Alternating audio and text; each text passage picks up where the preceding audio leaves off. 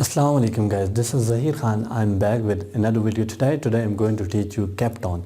आज मैं जो आपको स्ट्रक्चर पढ़ाने जा रहा हूँ वो है kept on. kept on का मतलब होता है करता रहता था. ये पास्ट में इस्तेमाल होता है. keep की सेकंड फॉर्म होती है kept, तो इसलिए ये क्या हो गया पास्ट में.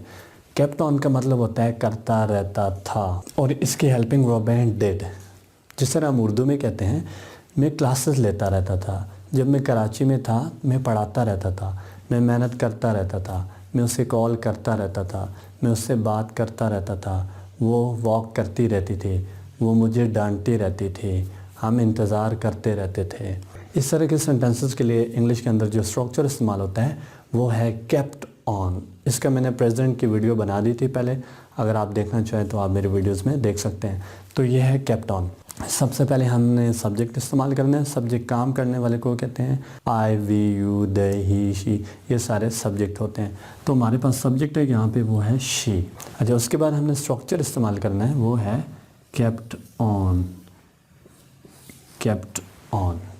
उसके बाद हमने फर्स्ट फॉर्म विद आईएनजी लगानी है. तो कॉल से कॉलिंग हो गया और ऑब्जेक्ट है him. She kept on calling him. वो उसे कॉल करती रहती थी.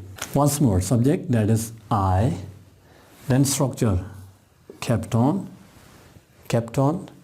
first form with ing that is taken, and object that is classes. I kept on taking classes. मैं classes लेता रहता था. मैं पढ़ाता रहता था. I kept on teaching. वो walk करती रहती थी. She kept on walking. वो Facebook यूज़ करती रहती थी. She kept on using Facebook. हम enjoy करते रहते थे. We kept on enjoying. मैं बुक्स पढ़ता रहता था. I kept on reading books. वो मुस्कुराती रहती थी. She kept on smiling. अच्छा गाइस, अगर आप इसका नेगेटिव बनाना चाहते हैं बहुत ही आसान है. ये जो हेल्पिंग वर्ब है इसके साथ आपने नॉट लगा देना है.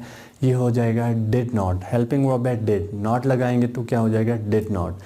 इसको प्रोनाउंस करेंगे didn't. तो सेंटेंस बनाते हैं. मैं कॉल नहीं करता रहता था. I didn't keep on calling.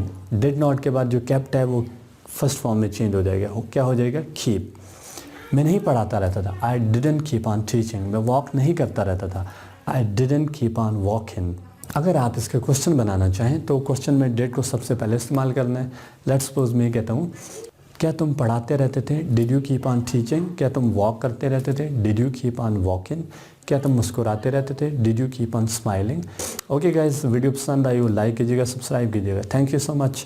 अल्लाह हाफिज़.